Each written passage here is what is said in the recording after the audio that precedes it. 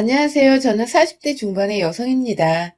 매번 글을 보내버려 썼다가 지우개 반복하며 마음으로만 늘 수백 번도 사연을 더 보내봤던 것 같은데 이번엔 정말 작정하고서 2020년에 제 마지막 일과라는 생각으로 다시 한번 도전을 해보네요. 쓰기까지 많은 용기와 결단이 필요했는데 욕보다는 진심 어린 질타와 응원 부탁드립니다. 물론 여기서 욕은 저 말고 제가 앞으로 써내려갈 사람에 대한 욕을 말합니다. 저는 23살에 남편과 맞선을 보고서 곧장 다음 해에 시집을 왔으니 어느새 결혼한 지가 20년이 넘었습니다. 참 어리고도 세상에 대해 아는 것이 없었던 철없던 때에 덜컥 새 신부가 되어버렸죠. 그땐 세상이 그리 옛날도 아니었고 저희 부모님이나 남편 그리고 시댁까지 모두 교육은 제대로 받으셨던 분들이어서 충분히 공부하고 직장도 얻고 하고 싶은 것을 해보다가 느지막이 결혼을 해도 되는 시기였어요. 하지만 그 당시 저는 무슨 이유에서인지 대학 졸업을 하고도 하고 싶은 것, 그렇다고 할 줄 아는 것이 정말 한 개도 없었고 무능력하고 기댈 것이 없다고 생각되는 저 스스로를 마주하는 일은 생각보다 더 괴롭고 비참했습니다. 친구들은 저마다 취업을 하거나 어학연수를 떠나고 심지어 연애를 해도 인생 고민이란 걸 할 틈도 없이 다들 즐겁게 하던데 제게는 옆에 사랑한다는 말할 수 있는 짝도 없고 뭣도 없고 정말 기껏 대학까지 나와놓고서 이뤄놓은 것이 하나 없는 어린 여자애였죠. 아마 저희 친정 부모님은 이런 저의 상황을 누구보다 먼저 눈치채셨을 것 같아요. 매일 보는 딸아이의 얼굴이 날이 갈수록 암울해져 가고 있으니 본인들 머릿속도 무지하게 복잡했을 겁니다. 자식이라고는 아들 하나 딸 하나. 그러니까 제가 부모님께는 사랑하는 막내딸이자 늦둥이 애기였는데 자식의 앞날 걱정하며 마음고생하는 꼴이 본인들 입장에선 절대로 두고만 볼 수가 없었던 것이죠. 그때부터 저희 엄마는 미친 듯이 제게 남자친구를 만들어주고자 맞선 자리를 주선하고 다니셨어요. 더 정확히는 제가 결혼할 사람을 만나 그냥 시집을 가는 게 낫다고 생각을 하셨던 것이죠. 정말 안 만나본 사람이 없었습니다. 아빠가 개인병원에서 페이닥터 일하시는 의사셨는데 그 덕인지 아빠와 같은 직종의 전문직 종사자들도 만나봤고 아빠 후배의 아들이란 사람도 만나봤고 그도 성에 안 차니 아예 직종을 바꿔서 인문계열 회사원이나 연구원 등 세일 수도 없이 많은 사람들을 무작정 끌려나가 만나봤어요. 여러분, 생각을 해보세요. 제가 겨우 20대 초반에 벗어났었는데 남자 보는 눈이 제대로 있었겠습니까? 그저 외모가 내 스타일이고 대화가 잘 통해야 이 사람이 최고네 하면서 금사빠처럼 빠져버릴 때였죠. 이걸 간과하지 말았어야 했는데 저희 부모님은 그저 딸이 얼른 시집가서 좋아하는 남자 옆에서 내조나 하며 편하게 살길 바라셨던 바람에 직업 좀 괜찮다는 사람은 죄다 제게 소개를 해주셨고 저도 결국 그게 부모님의 마지막 바라기란 거 알아서인지 어떻게든 상대를 찾아보려 하다가 진짜로 찾았습니다. 지금의 남편, 저와는 20년을 함께 살고 있고 고생은 좀 했지만 자식도 셋이나 낳아서 지지고 볶고 잘 살고 있는 우리 신랑 말이죠. 처음엔 그 나이대 여자애들처럼 외모만 보느라고 조금만 잘생긴 사람 같다 싶으면 애프터도 받아줬고 하루 정도 더 만나서 커피도 마시거나 영화를 보기도 했었는데 생각보다 저와 대화가 안 통하더라고요. 난 꼭 잘생긴 남편을 두고 싶은데 말이 너무 답답하고 통하질 않으니 저도 슬슬 시행착오란 게 이런 거구나 싶더라고요. 대학 졸업하고 나서도 쭉 맞선을 보기만 하길 2달 정도 되었나? 새로운 상대 만나러 나가는 길도 이젠 너무 부담스럽고 따분하기까지 하고 내가 그가 너무 겉모습만 봤나 싶어서 살짝 반성을 하던 그때 우리 남편이 나타났어요. 외모는 그냥 딱 보통의 남자였는데 사람 참 깔끔하고 단정한 것이 볼수록 좋더라고요. 거기다가 다른 남자들과는 달리 저와의 대화가 참 잘 통했다는 점이 절 단시간에 남편에게 빠져버리게 만들었죠. 개그 코드가 똑같아서 지나가다 어느 취객이 트럼을 꺽 하고 지나쳤는데 그걸 기분 나빠해야 하는데 둘이서 웃겨 죽겠다며 길목 한가운데서 배꼽 잡고 웃은 것부터 시작해서 서로의 이름을 서로가 처음부터 잘못 알고 있어서 틀린 이름으로 부르다가 뒤늦게야 통성명 제대로 하고서는 또 그게 웃기다고 껄껄거리고 있고 한마디로 남이 안 오는 지점에서 둘이서만 웃겨 죽으려 한다는 것 자체가 유머 코드가 아주 잘 통한다는 것이었죠. 그렇게 남편과는 처음부터 결혼을 전제로 한 맞선이었기에 연인이 되기로 한 후 곧장 결혼 준비에 돌입했고, 그때부터 사귄 지 한 달도 되지 않았는데 서로의 부모님께 인사도 드리고 양가 부모님을 모셔놓고 상견례까지 치러버렸습니다. 애초에 양가 부모님도 저희가 결혼을 전제로 만나러 나간다는 사실을 아셨기에 크게 놀라실 것도 없으셨고, 저희는 순식간에 척척 결혼식까지 완료하고는 정신 차려보니 신혼집에 들어가 있는 신혼부부가 되었어요. 분명 얼마 전까지 졸업 후 뭘 해야 할지 몰라서 답답해하고 있던 저였는데, 참, 인생은 한 치 앞을 알 수 없는 것이라는 걸 그때 전 몸소 체험할 수 있었죠. 그렇게 시집을 오니 참 좋았어요. 양가 부모님이 경제적 여유가 있어서 신혼집이며 새로운 살림의 시작 단계가 비교적 모두 다 수월했고, 시부모님께서도 참 쿨하게 뭔가 신세대 같아 보였던 것이 시집 잘 갔다는 생각도 많이 들었었죠. 특히 시어머니는 처음 신혼집을 구할 적부터 살림살이 채울 때 저희 엄마와 함께 셋이서 다니시면서 꼭 친정 식구도 같다면서 무척이나 즐거워하셨어요. 잘 지내주는 양가 어른들 모습에 저도 신랑도 무척 감사했고요. 그런데 이랬던 보통의 가정이 어느 순간부터 깨지기 시작했던 것은 바로 작년 초 시아버지가 지병으로 돌아가시고 시어머님은 자연스레 외동아들인 저희 남편이 모시게 된 후부터예요. 그간 시어머니와 워낙 잘 지내왔고 또 결혼 생활한 게 벌써 강산이 2번이나 변했었기에 제 아무리 시자가 붙는 사람이라 해도 당연스레 생각하며 시어머니를 집에 모셔왔어요. 방 하나 비워서 어머니 손잡고 다니며 방 꾸미는 것도 함께하고 내내 어머니 건강 생각해서 애들 식단에 남편 밥 그리고 어머님 식사까지 3가지를 챙겨가며 부엌에서 거의 살다시피 하며 살아갔습니다. 애가 셋이다 보니 정말 정신이 없기도 했고 또 하나도 입시 시험을 치를 때가 다 와가다 보니 예민해져 있기도 해서 제가 챙겨야 할 것들이 한둘이 아니었죠. 그런데 시어머니가 저희 집에 들어오시고 한 반년 정도는 정말 저와도 잘 지냈어서 편히 지내시는 줄 알았는데 글쎄 남편한테 제가 어머님 눈치를 줘서 본인 마음이 불편하다는 소리를 하신 겁니다. 전혀 상상도 못한 일이었고 남편을 통해 그 얘기를 듣고는 완전히 뒤통수를 맞은 기분이었죠. 어찌저찌 그날 바로 남편을 대동해 시어머니와 함께 대화를 나누며 오해를 풀긴 했습니다. 저는 평소대로 어머님을 대해드렸고 신경 정말 많이 쓰며 보살펴드리고 있다는 생각했는데 그런 생각을 하고 계신 줄은 몰랐다고 했고 어머님은 제가 곧장 이런 말을 하니 본인도 민망하셨는지 그냥 했던 소리라며 오히려 남편한테 왜 이상하게 말은 전했냐고 애써 나무라셨죠.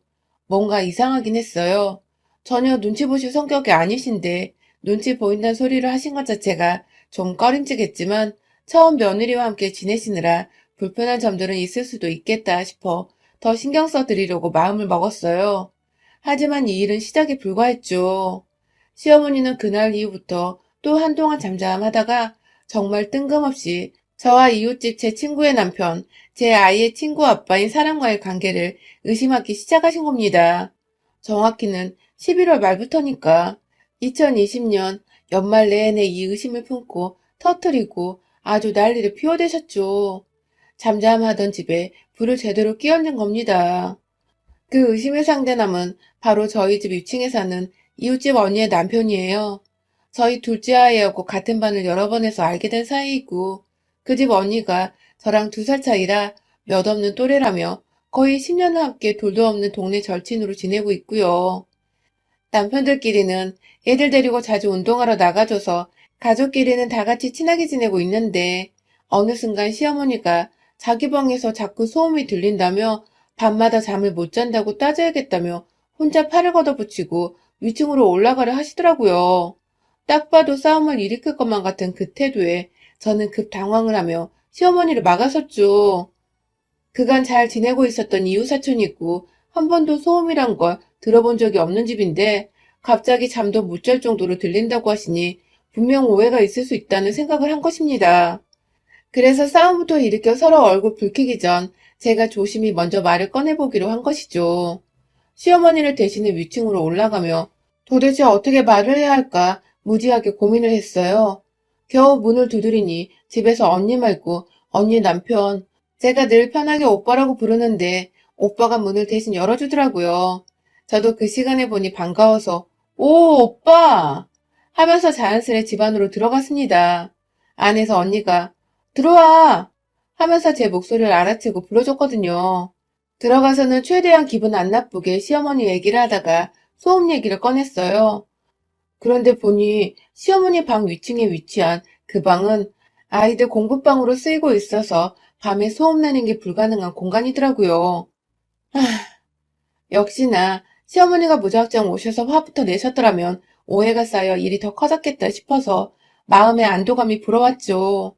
언니는 영문도 모르고 소음이 자기 집에서 나는지 확실하지도 않은데 뭐가 그리 미안한지 계속 미안하다고 더 조심하겠다고 사과를 했고 저도 그런 언니한테 너무 미안해서 몇 번이고 우리 시어머니가 나이가 있어서 예민하다며 불편하게 미안하다고 사과를 하다가 좋게 좋게 대화를 마무리 짓고 다시 집으로 돌아왔습니다. 그런데 그날부터 우리 시어머니는 제가 남자 있는 집에 들어가서 한동안 안 나왔다고 그 집 안에서 그 남자랑 무슨 일이 있었는지 모르겠다며 혼자서 미친 사람 마냥 제 불륜을 오해하고서는 막 혼자 모골이 화가 났는지 한참 뚱해 계시다가 결국 그 오해를 혼자 안 풀고 그대로 동네에서 사귄 자기 지인들한테 다 전달을 해버렸더라고요. 단순히 뒷담화를 넘어서 아주 노골적으로 이 소문이 퍼지도록 자기 며느리가 불륜녀가 되는 것을 아랑곳하지 않고 말을 퍼뜨리기 시작했고 결국 이 얘기를 들은 시어머니 친구분들은 또 자기 집에 가서 자기 며느리들한테 퍼뜨리고 그 며느리들은 또 여기저기 자기 아는 사람들한테 말을 전달했을 거고 결국 그 어처구니 없는 소문이 온 아파트 안에 삽시간에 퍼져버렸습니다. 또한 처음 사실과는 다르게 제가 그냥 아파트 안에 어느 유부남과 사귀는 중이라고 집에 와이프 없을 때 안으로 들어가 유부남과 불륜을 저지르는 상간 전문녀라며 조심하라는 그런 어처구니 없는 소문이 정말 집집마다로 다 퍼져버린 것이죠. 정말 순식간에 소문의 당사자, 그것도 애가 셋이나 있는데 불륜의 당사자가 되어버린 이 황당하고도 기가 막힌 상황. 더 웃긴 건 전 이 소문의 주인공이 저인 줄도 모르고 그냥 제가 싫어 죽겠는 사람들이 저한테 티 안 내고 어느 미친년이라 돌려 말하며 소문을 전달해 주는데 전 그것도 모르고 혼자 맞장구를 치면서 별 또라이년이네 라고 했답니다.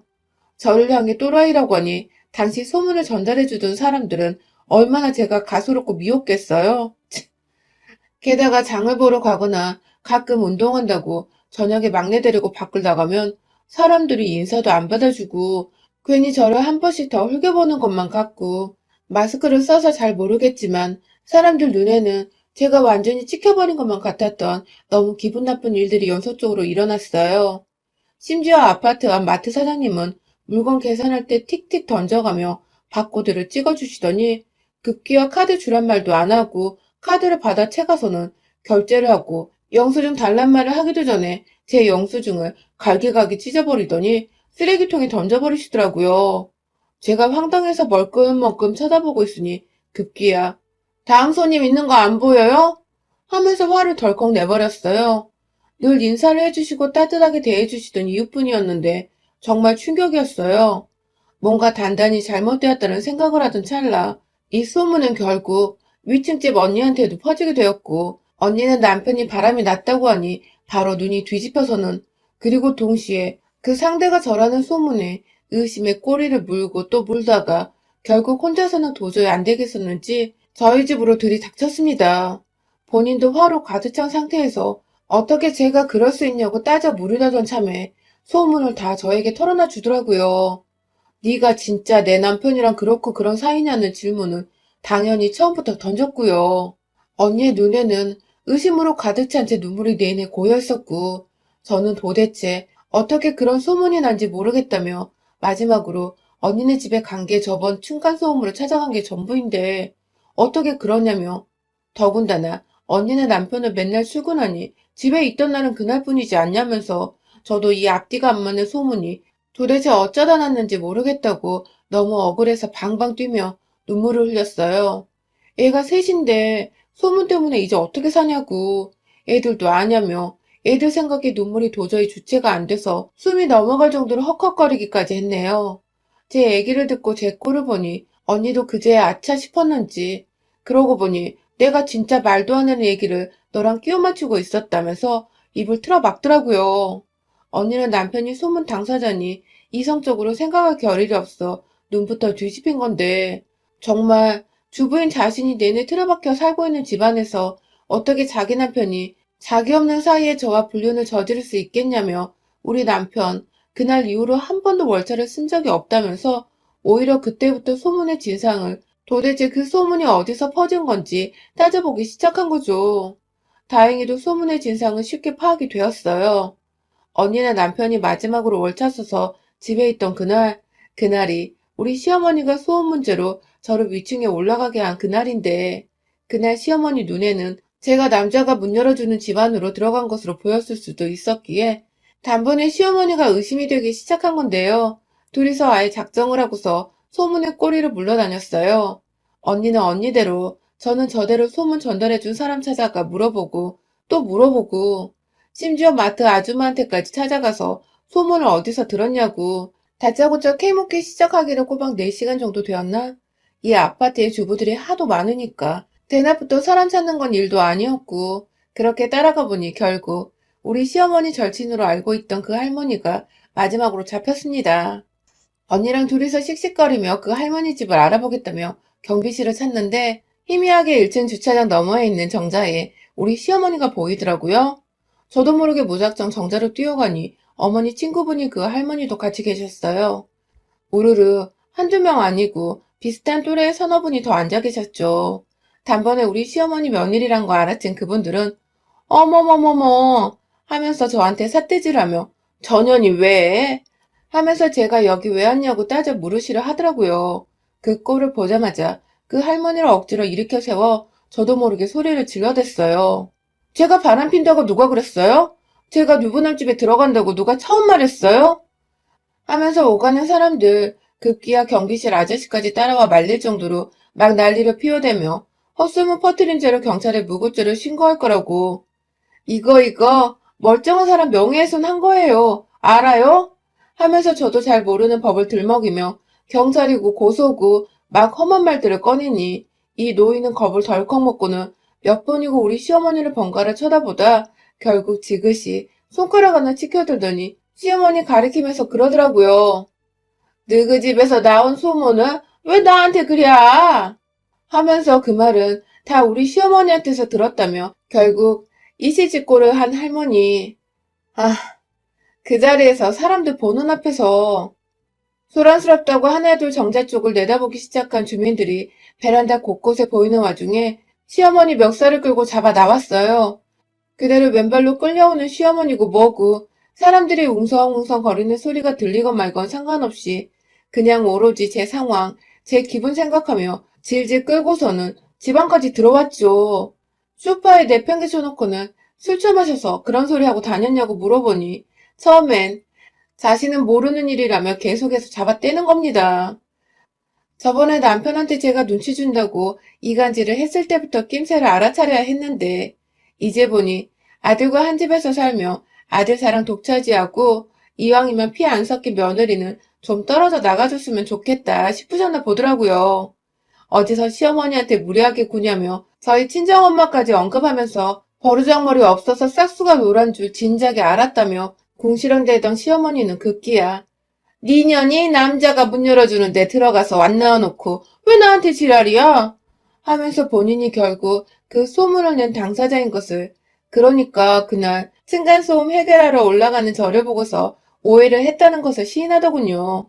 그 순간 저도 모르게 욱해버렸는데 확 뺨이라도 때려버리려다가 바로 옆 찬장에 있던 와인병 하나 꺼내들어서는 시어머니 정수리 위에서 들이부어버렸습니다. 한참 들이붓다가 그러니까 당신이 그 소문을 낸 당사자라고?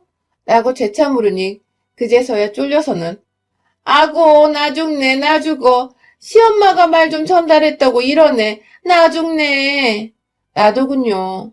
손주들한테 미안하지도 않은지 애엄마가 불륜 전문녀로 낙인이 찍혔는데 말 좀 전달했다는 시어머니 가만둬선 안 되겠더라고요. 한 병 더 들이부으려고 가장 저렴한 와인 하나 찾으려는데 어디선가 구수한 육수가 제 뒤에서 시어머니를 향해 철푸덕하고 와장창창 부어져서는 콸콸콸 시어머니 몸을 타고 바닥으로 흘러내리기 시작했습니다. 그렇습니다. 같이 있던 윗집 언니가 듣다 열이 뻗쳤는지 제가 신년에 끓이려고 만든 떡국 육수를 그걸 그대로 냄비채로 들고 와서는 시어머니한테 부어버린 겁니다. 시어머니 정수리 위에 한두 마리 올려져 있던 통멸치부터 시작해서는 다시마 조각부터 아주 구수한 육수향이 스멀스멀 올라오더군요. 그리고 저는 그런 시어머니께 말했습니다. 나가서 이 아빠 들어올 때까지 아파트 입구에 서서 제 소문에 대해 해명하라고 말해줘. 물에 홀라당 젖은 시어머니한테 이불 한 포 덮어줬어요. 그리고는 바로 1층 아파트 현관문 앞으로 내보냈죠. 집에 돌아와서는 언니한테 빌린 상자 위에다가 A4 용지를 다다닥 붙여서는 그 위에 글도 적었습니다. 내가 며느리 엿먹이라고 불렸냐라고 헛소문낸 당사자입니다. 며느라 미안하다. 아들아 미안하다. 윗집 부부 미안해요. 하고 말이죠. 언니랑 어찌나 협동심이 좋던지 진짜 순식간에 박스 위에다가 화이트 보드지처럼 글씨까지 완성을 했습니다. 1층 가서 시어머니 품 안에 건네주고 테이프로 어깨에 박스와 붙여 고정을 시키니 제법 그럴싸했어요.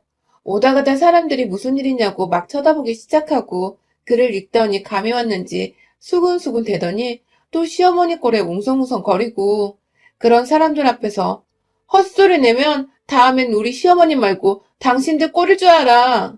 하고는 이왕 시어머니 엿먹인 쌍년이 된 거 완전히 이 구역에 미친년은 나다 하는 광고까지 해놓고는 집으로 씩씩하게 걸어 들어왔습니다.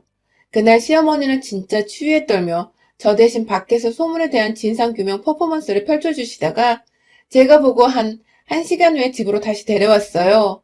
이미 동네 사람들도 볼 꼴 다 봤고 시어머니는 추위에 벌벌 떠면서 저한테 하는 첫마디가 그거더군요. 내가 앞으로 잘할게. 라고 말이죠. 겁 제대로 먹은 시어머니와 아직 소문에 대해서도 저와 시어머니 사이에 무슨 일이 있었는지도 모르는 남편은 아무렇지 않게 제가 다시 만든 육수와 함께 버무려진 떡국을 시원하게도 들이부었습니다. 시어머니는 왜인지 입맛이 없다면서 멸치 육수로 만든 떡국을 끝까지 거부하시며 쓰라린 배를 부여잡고 방으로 들어가셨고요. 참 세상은 코로나로 정신없는 와중에 저는 시어머니 하나 때문에 소문으로 별일을 제대로 겪은 연말이었네요. 뭐 결론은 소문도 제대로 규명을 하고 시어머니 정신 똑바로 차리게 함과 동시에 동네에 한 번만 더 제 소문 이상하게 내고 다니면 다 가만 안 두겠다고 벼러주기까지 했으니 앞으로 저를 향한 욕 나오는 소문은 절대로 없을 듯 합니다. 아, 물론 저 무섭고 독하단 말들은 괜찮아요. 차라리 그러면 사람들이 무섭다고 함부로 입 밖에 오르내리지 못할 테니까요. 벌써 혀 내두르며 입 꾹 다문 동네 아줌마들이 한둘이 아니랍니다. 무섭다는 소문이 불륜 전문녀라는 소문보다는 정말 100배, 1000배 나으니까요. 여러분의 생각은 댓글로 남겨주세요. 오늘도 시청해주셔서 정말 감사합니다.